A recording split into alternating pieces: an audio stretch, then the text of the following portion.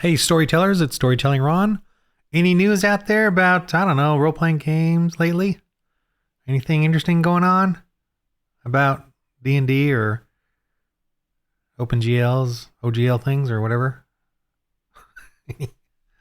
Anyway, so this is a Christian role playing game. So I'll just state that right off the bat. This video, this channel, this news update. Any of you that are looking for a Christian role playing game, now it's like old school. It's OSR. It's adventure. There's swords and swords. There's sorcery, and you're not memorizing Bible verses. You're not. I'm a D&D guy.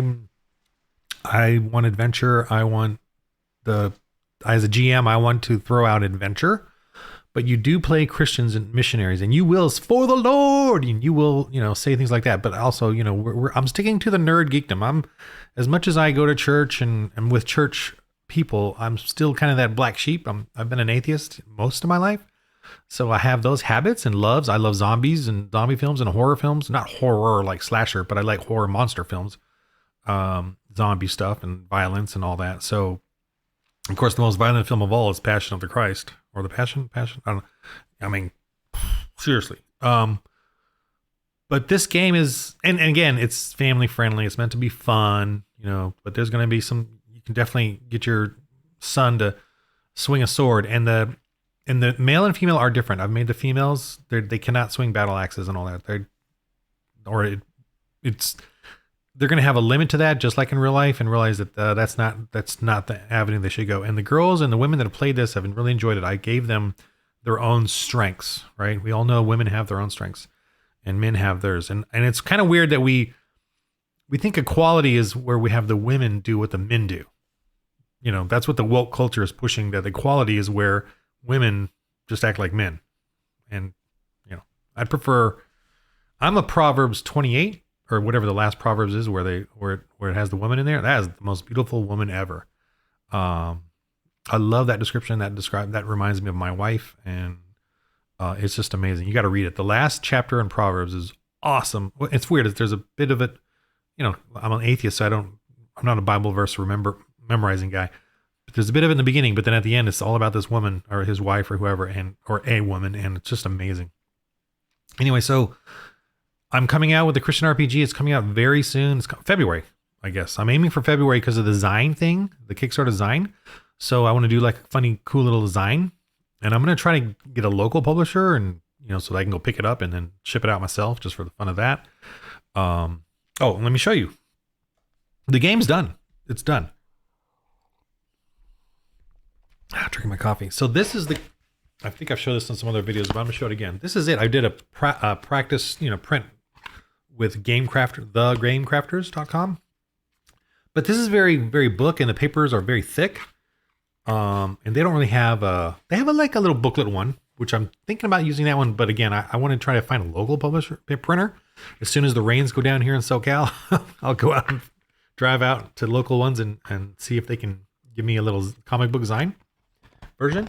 But it's done. And the rules are like literally the first 10 pages. And guys, I've been DMing and GMing for 40 plus years.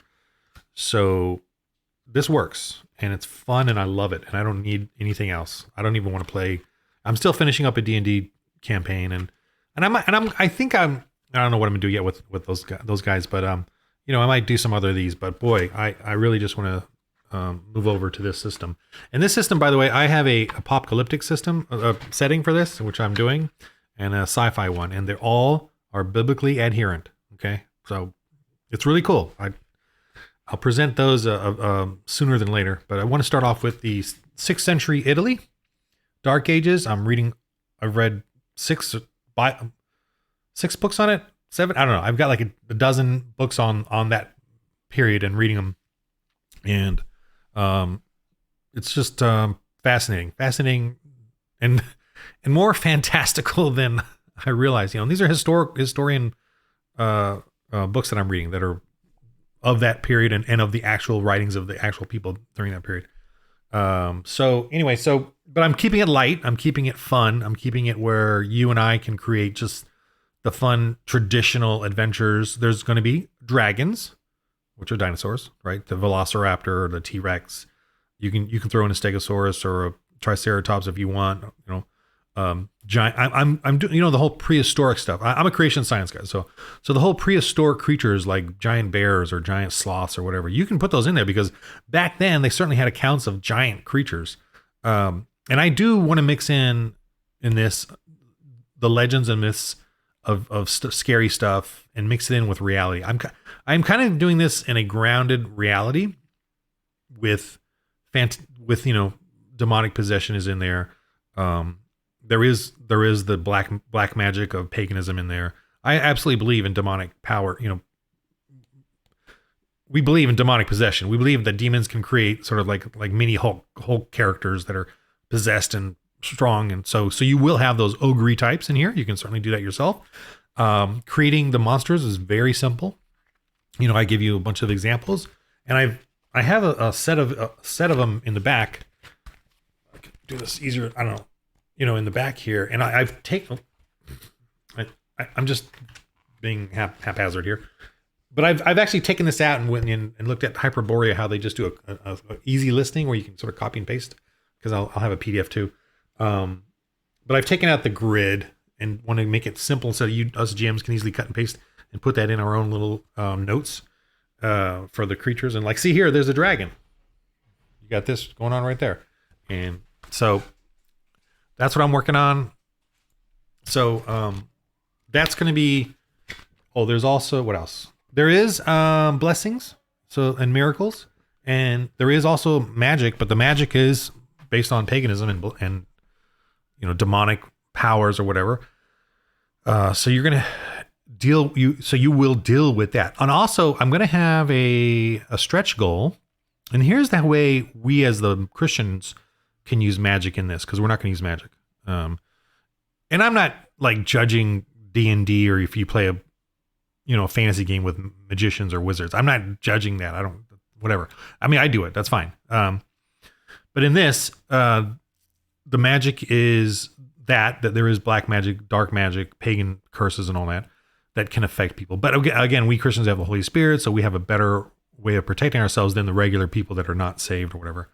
So we do kind of rise above the black magic, but we can also fail, right? As missionaries, we can die for our belief, and then you make a new character. So there is a potential to fail, but also there's a really good chance of you protecting yourself from the black magic and all that through the Holy Spirit. And but again, God's will is not our will. So if we fail in this, we need to teach our kids or whoever playing.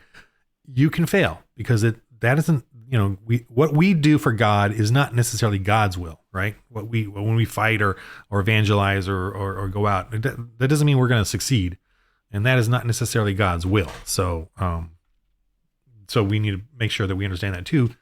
Even when you're playing this with your kids, you need to teach them that yeah, you're doing something for God's will, but that doesn't mean you get to decide what that is or how, or you're going to always be successful. And the other thing is, for a stretch goal, I'm going to add, so we can do some magic, you want to do a fireball, right? Or, the old fantasy tropes of a wizard. There will be a magi character from the East, like an Asian-y character or a Persian-y or Asian-y, who can play a magi, and the magi does alchemy. So, black powder, Greek fire, and those, so then you have fireball now. And instead of having magic points or in the case of the Christians, faith points to spend on casting that spell or doing that, they're going to have prep points, right? Based on their intelligence, so that with these prep points, you have prepared these different mixtures and grenades or, flamethrowers or whatever to do that. So that will be a stretch goal. I do have it, and I plan on developing that type of character to play in this. I was planning on developing that for the second edition or whatever, but I would like to make that a stretch goal just for the fun of it.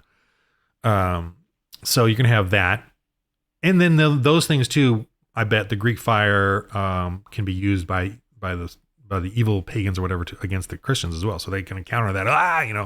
That kind of stuff, freaky deaky, and think and view it as magic, like black magic, because it's a big fireball and you think it's magical at some point.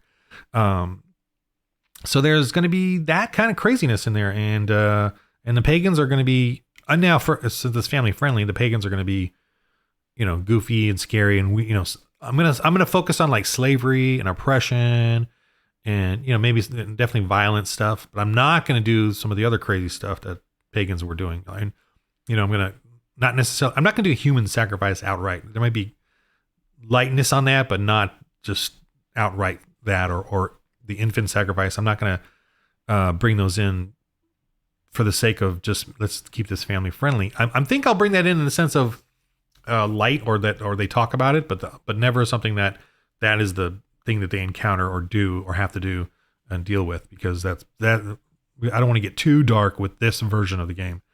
I do want to do an adult version like that later on, but I don't know. I'll figure that out. That's a tough one, but whatever, delicate one. So that's what I'm going to be releasing here very soon. So please subscribe, comment, let me know. I don't know what you need to let me know. That you're excited about this. And if you're a non-Christian, think about this. This game still have the Christian stuff, motif, and missionaries, but you could play, the non-believer or the person that just likes what you see as a Christian or amongst the Christians, because you can certainly play this as just Christian ethics or Christian morality, the game in this world where these missionaries are going out, and you can just play one of the people that I'll just help them. You don't necessarily have to, or any of you can play this in the sense of just for fun and, playing the characters as is, but maybe you're not necessarily going out preaching. You're going out just to find out what evil is going on and rescue. That's the basics of D&D at the beginning anyways, right? Well, the main reason was treasure hunting and fighting and getting rich. But in this one, you're going out to protect people or find who's suffering and help them. But again, same stuff. You're going to go up against villains. You're going to go up against beasts that they worship, or beasts that terrorize the area. And so that's how this works, this game. So I'm just kind of going off the top of my head here, but I'm going to be releasing this now in February, as a Kickstarter, as a Zine. And then there will be a PDF, basic PDF version of this that's free. So if, families or anyone want to check it out, and these are all printables too. So I'm going to have a printable PDF as well that you can print out the tokens, and cut them out and then use them on the table and start playing. And it's going to be D20 based. So you're going to need all those D20 dice. I just love D20, that style of gameplay, and rolling a nat 20, rolling a nat 1. And then there's die ranks. There's D4, D68, D10, D12 that kind of add to that. Those are kind of the developing your skills and stuff like that. Ooh, the rain. I can hear the rain out there, man. Right now, it's been like 2 weeks here. We're suffering here in California. Suffering. I'm going to say a couple more things just for the fun of it. Initiative in this game. How does initiative work? There's no initiative. It's narrative based. It's the GM just decides who goes first. I mean, you decide, but you allow the characters, the players, to also sort of interrupt or interject or jump in and, okay, you go. I generally have it to where, and it just flows quickly. I do miss, everyone roll initiative. I certainly love that. And you can certainly do that. That's fine. Roll initiative. I should probably at least put in there. You can do this if you want. But, and there is awareness, which is sort of my version of dexterity and awareness so you can add to that roll. But I love the narrative because it just feels right. It goes quicker, and I do favor the players, but I will generally, who goes first are the ones that are, like there was these flying buzzards in the post-apocalyptic one I did, and they went first because they were hovering, and the characters were the players were very hesitant to what to do, and okay, he goes first. He just dives and attacks, and they weren't ready. So narratively, I figured that the buzzard, the creepy vulture thing, was going to attack first. That one I just played yesterday as a play test, but also as a series. So by the way, yeah, there's going to be I've got like 20 to 30 shows done that I'm going to be releasing on YouTube that were play testing, but also actors, and doing a series for this for Christians to watch and learn, and like they're sort of, well, they're meant for entertainment, but edification and as a series. So that's what I'm after too. I really enjoy doing that. And these are actors, Christian actors. So they're not even role playing gamers. And it's been a great experience. And the system is easy enough so that everyone just starts playing. And I have to guide them all obviously and teach them the terms and all that, but it's so I don't have to look up any charts. I just kind of guesstimate. That we all roll and figure out what's going on and just have a good time. So there's that. What was I talking? Oh, initiative. So sorry, I'm just yapping here because I don't. I have a teleprompter right there, and I should be writing scripts, but I don't. And I write a lot. Maybe that's why I don't write these. Anyway, so initiative, yeah, is just narrative based, and I usually will favor the lighter, crazier, character. Like the minions will usually go first. But if one of the characters has a crossbow or is ready with something, oh yeah, you go first. You shoot before they charge and jump on you. So it's great. I like the flow of that. What else is another neat thing that to me is I feel is different and I like. Now I'm going blank. Let me pause and I'm gonna think about it. Okay, so the other basic one is in combat. There's a 2-hit and then there's an armor save. So the 2-hit is always 12, but I changed it. I do have, it's 12, but then you have awareness, which is your dexterity, that you can add, and you can add a shield and helm, and that's about it. So it's either aware, shield, and helm. So if they have those things, to add those things to the 12, and those a shield is 2 plus 2, and the helm is plus 1 or plus 2, depending on if it's a regular helm or a great helm. And that's it, because the armor is an armor save. So once you do get hit, how much does your armor absorb it? And there's also, so that's that, and that's, like hit points. And then there's also grievous wounds. So like criticals, if you get a critical, or some of the weapons can do grievous wounds, so that you're at minus D4, minus D8 per turn, every turn, until you can, heal up that actual wound. And that's a big part of the game. And I slow down the game, so it's not like you go to a dungeon with 10 rooms.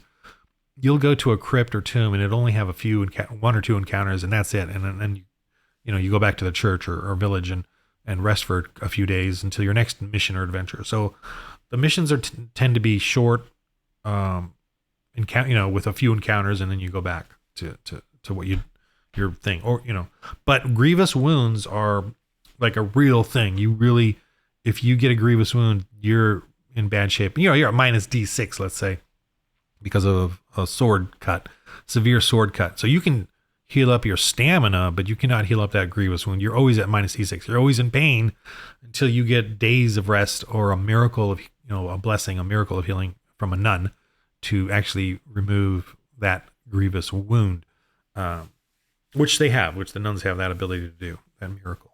But it's cool because she can't do it in combat. So if you get it in combat, you're at minus D6. And you could go to minus D12, and if you go past minus D12, you're out, you're dead.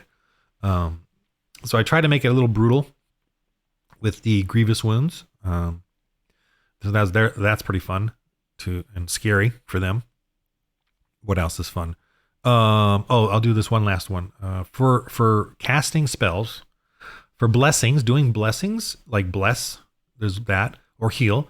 There isn't a spell list. You don't have a spell list. You have bless, and then you can just incrementally make it stronger and stronger. Your faith points is based off of your spirit. Spirit is like wisdom, courage. So your spirit is like 5. So you have 5 faith points to spend during any encounter, and you get those back every encounter. So it's not like you have to worry about how many you have since the previous. You always start off with whatever your spirit is, and you can upgrade that.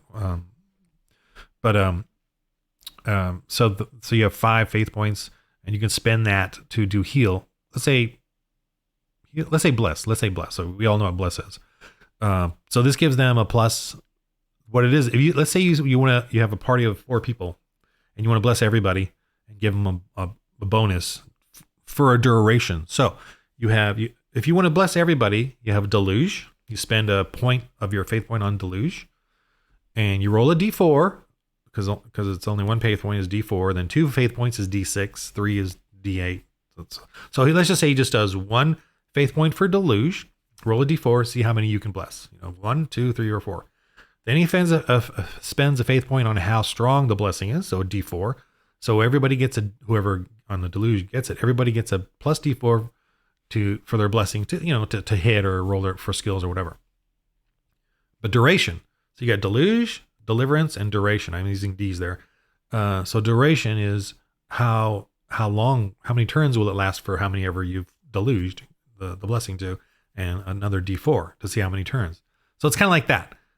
So all the blessings, all the black magic, even the magi doing the flame Greek fire will spend their points, whether it's faith points, whether it's their for pagans, they have to use faith and prep, because that paganism has been known that they use a lot of things like the components for pagan magic. And then for magi, it's prep points, like how many prep points per encounter did they prepare ahead of time. So that's how I do all the magic and faith blessings and all that is with points that you just spend per encounter. So you get them each encounter. Okay, so that's some fun stuff that I'm just teasing you with. And again, I'm preparing right now to release, get it going into Kickstarter in February. So please follow, share, be ready, help me out with promotion if you want a Christian RPG to play with, and especially like family and homeschool. This is really meant for you and your kids, but also adults. Adults have a lot of fun with this. I'm having a lot of fun with this, and you're all a bunch of missionaries going into a village, and you see they're selling their sons, or not selling, they're sacrificing their sons to slavery, or to their religion or belief. So what do you do? That's kind of the setup of the first mission, or the one that I've been doing mostly at the beginning here. The missionaries come into a village and see that the people there have their sons up on a stockade and are sacrificing them to a god there, as not killing them. So it's family friendly. They're sacrificing them in the sense of giving them up to them as slaves to go and for peace and security, and I'll explain it more in the game. I'm just giving you a premise there. But what do you do? When you turn to each other, what do? Do you confront the villagers? What do you do? And that's how the game goes, like that. And there's going to be, there's some that are the people that they've given their sons to as slaves. They're not going to give up those slaves, not peacefully. And I don't know what words are going to change their mind. Although you should definitely try for words first. But what do you do? Okay, so that's the Christian RPG, and each one can be a lesson. Each one can be a fun whatever, and teach them success or failure, humiliating the Lord and for the Lord, and to lay down one's life for others, for your brother. All right, but in a safe, fun RPG way. And try again, and keep practicing, and keep playing and having fun. And prayer is very important. The power of prayer. Every character can do a prayer, and then the GM I will reward them with certain inspired points, D4, D6, D8 bonus points or whatever for them to use. So prayer is really cool. I love seeing the players pray and everyone joining in. That's really good. All right, so that's enough for now. Thanks for listening, watching, whatever, and helping me. And please help me out with this. I'm just the one guy doing it. And that's where I'm at right now. All right. I'll talk soon. All right.